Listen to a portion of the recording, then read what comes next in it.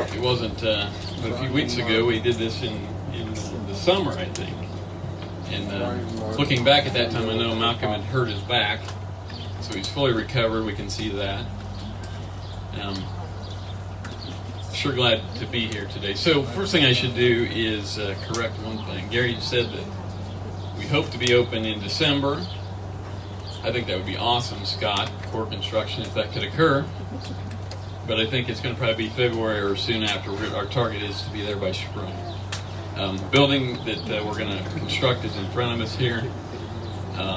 We hope to break ground very soon. When do you think, Scott?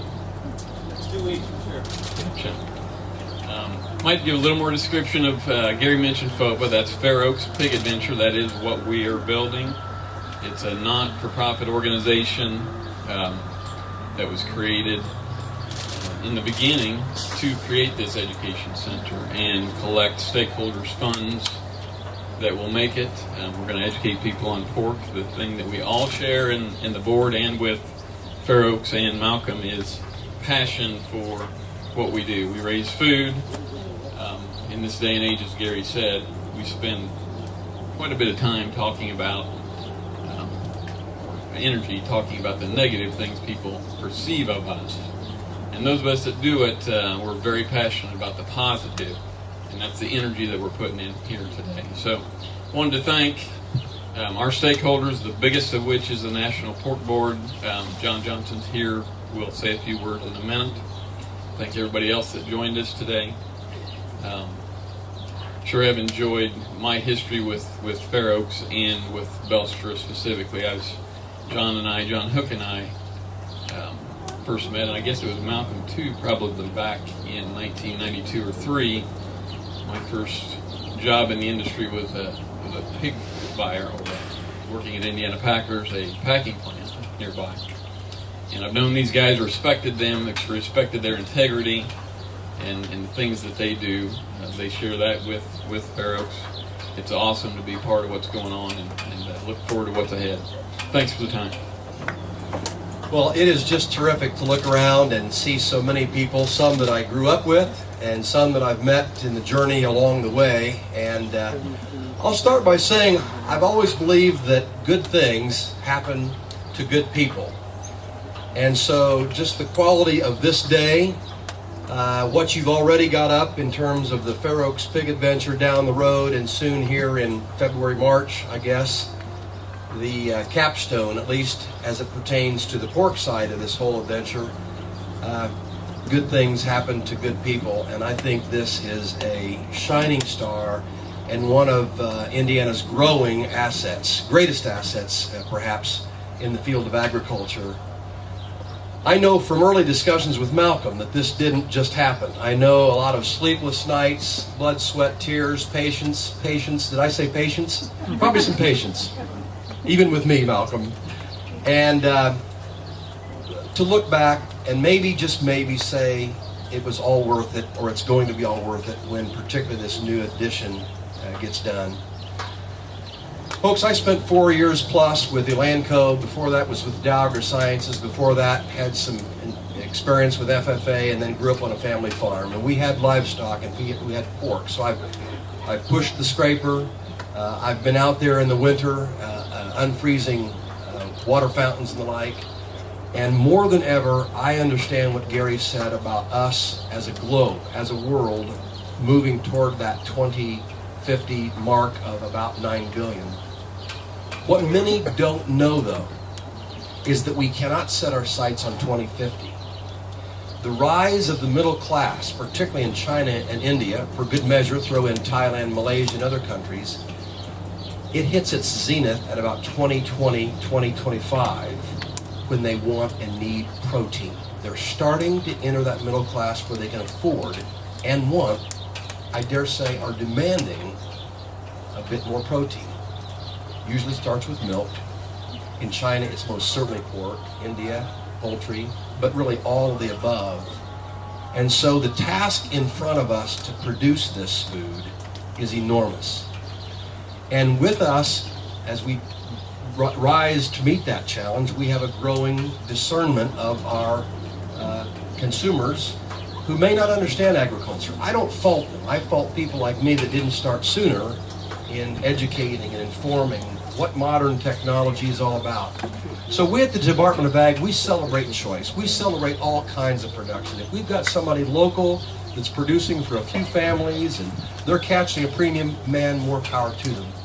But similarly, we've got to have the benefits of modern, larger scale, efficient food production, and in this case, pork production. So on behalf of the Department of Ag, my boss, the governor and lieutenant governor of the state of Indiana, we are thrilled to call you fellow Hoosiers here in Indiana and what you're doing, and let us be a part of helping you in the future. Congratulations to what you already have accomplished and what you're soon to accomplish.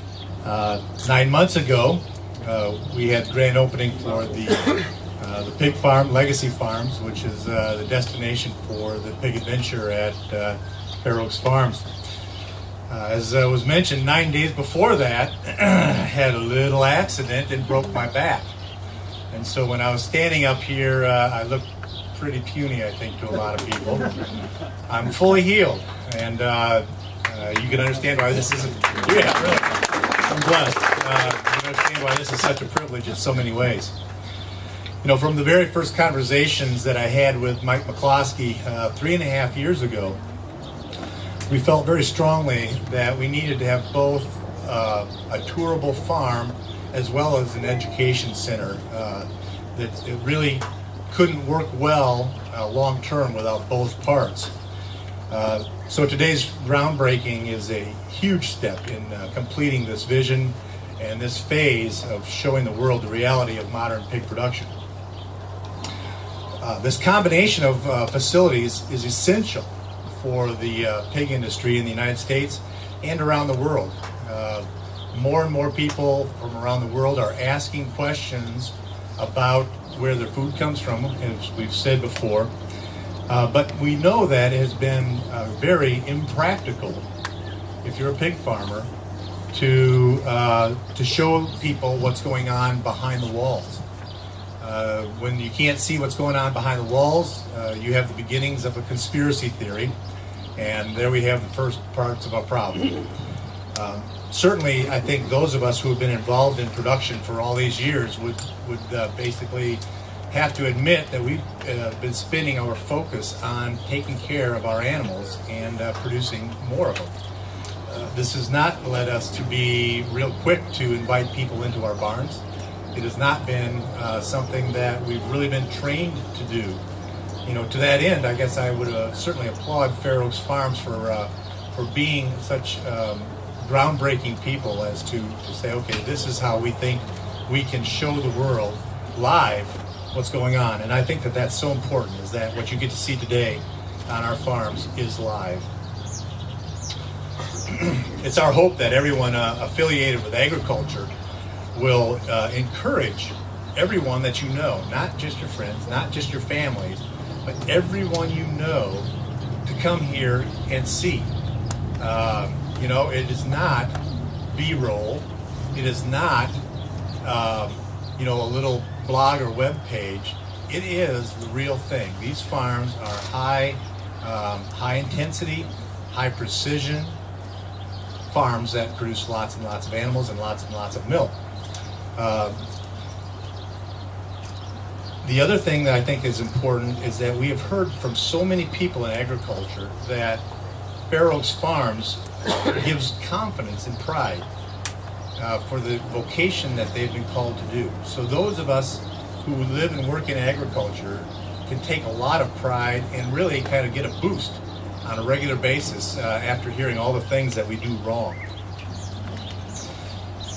So, and finally, I guess I'd say take joy in today. Take joy in this groundbreaking. This is a lot of fun. There's a lot of fun things to come here at Fair Oaks Farms. I want to say thank you very, very personally to the stakeholders who have made this education center become a reality.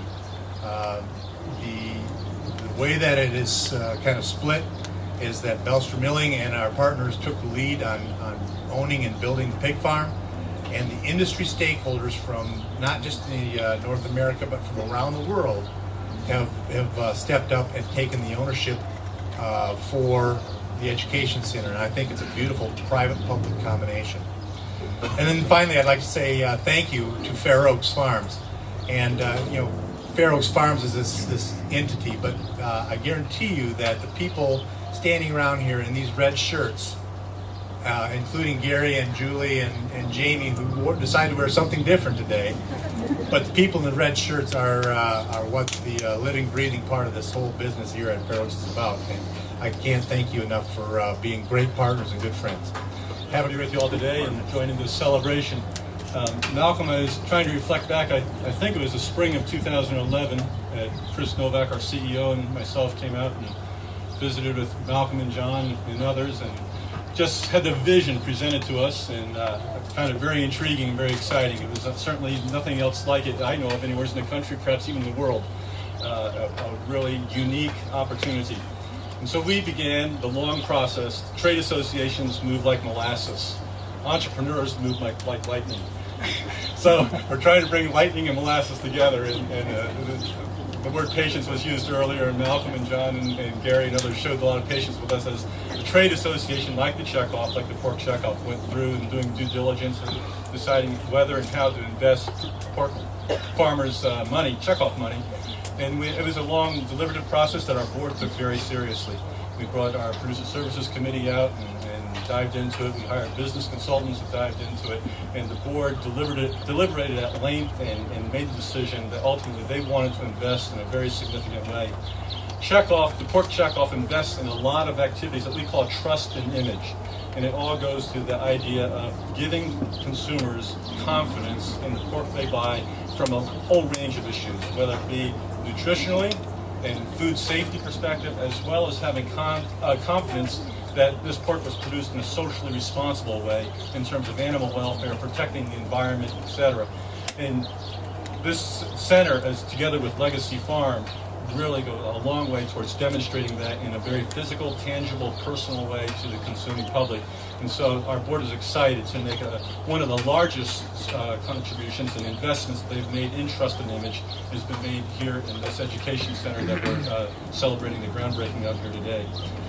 Kevin Lakey, our Vice President of Communications, joined me for this trip today. He joined Pork Board just last year and had not had an opportunity to visit Fair Oaks, and so wanted to come along. So I was trying to give him some of the background information.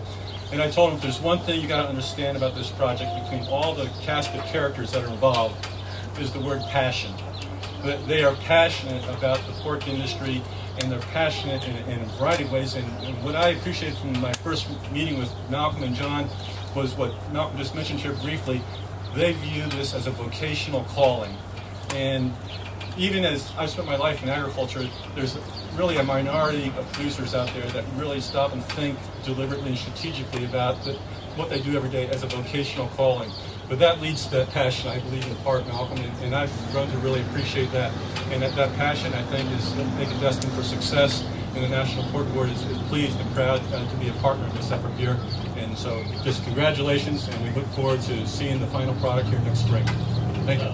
Bustling place up here. It kind of makes you wonder how many more times they're going to have to get the groundbreaking tent out at the Fair Oaks campus.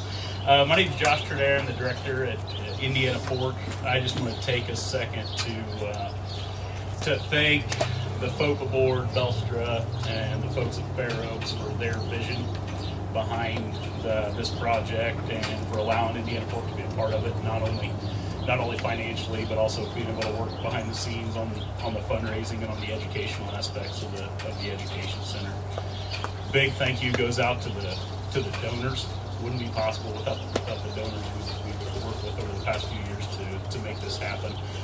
I just want to say it's a real positive thing when you see people from the nonprofit sector and from industry and from government all together unified behind one common goal, which is this Pig Adventure project up here. I think that's a great thing. And last of all, big thank you on behalf of Indiana Pork and our producers to Brian Martin for donating a ton of his time to make this thing happen up here to facilitate the FOPA board side of this thing. So thank you all very much and have a great evening.